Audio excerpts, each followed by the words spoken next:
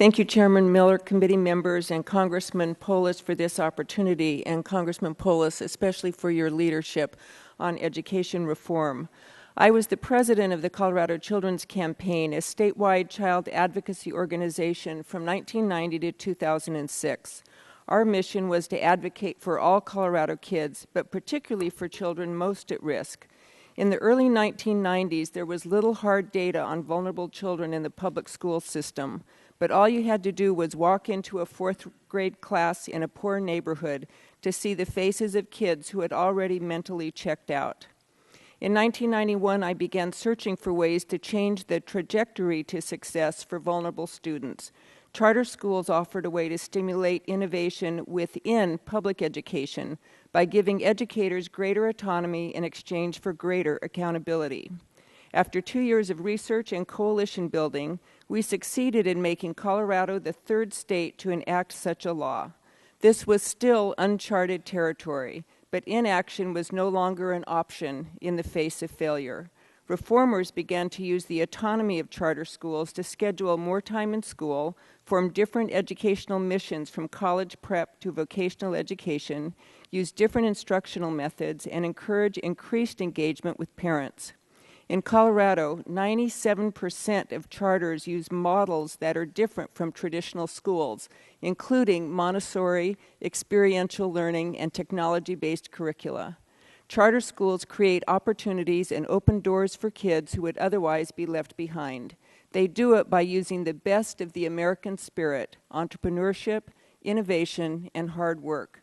They are an asset, not a threat, to our public education system.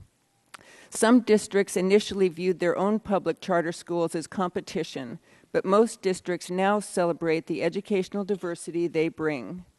Charter schools are incubators of innovation that can be replicated and diffused throughout our public school system.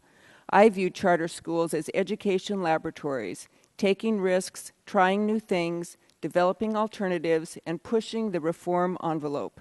Districts are learning every day from successful models and can deploy them in other schools. Since 1993, our state's charter schools have experienced both success and failure, just like any new venture. But their entrepreneurial risk-taking has clearly led to great rewards system-wide. In Colorado, 78% of charters made adequate yearly progress last year, compared to 58% of traditional public schools. And 55% of charters were rated excellent or higher compared to 43% of traditional public schools. Charter schools now serve 7% of students, more than double the national average. And I'd like to highlight one example. West Denver Preparatory Charter School has 90% of its students eligible for the free and reduced price lunch, FRL. On the new Colorado growth model, its students scored the highest average growth percentile of any school in Denver Public Schools.